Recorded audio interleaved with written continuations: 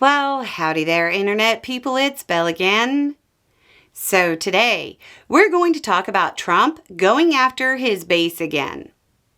In what's becoming a commonplace occurrence, Trump is blasting the Republican base over their desire to have him live up to something he campaigned on.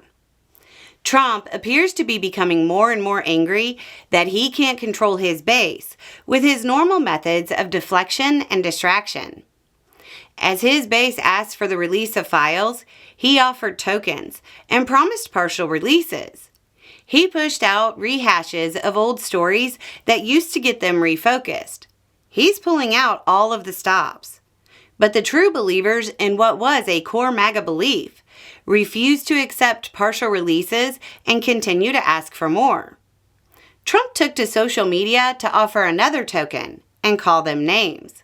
Quote, "I have asked the Justice Department to release all grand jury testimony with respect to Jeffrey Epstein, subject only to court approval.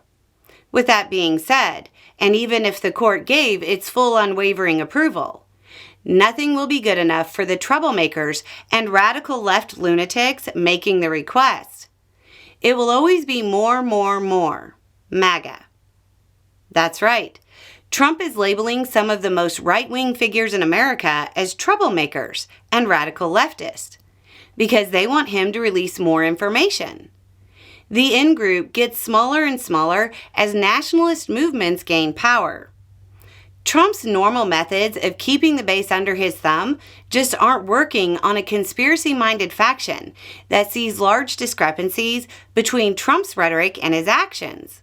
So, he pushes them out of the movement. The combination of Senator Durbin's letter requesting information about the flagging of files mentioning Trump and Epstein, and Trump's statement promising to only release specific testimony, which is a narrow sliver of what's reportedly in the records, has continued to feed the narratives that he's holding back. Many on social media are pointing to a filing where the DOJ is requesting to make redactions. For the sake of clarity, those redactions are 100% normal. They're also pointing out that the testimony before the grand jury will be very limited and really just amount to a review of the case. That they're right about.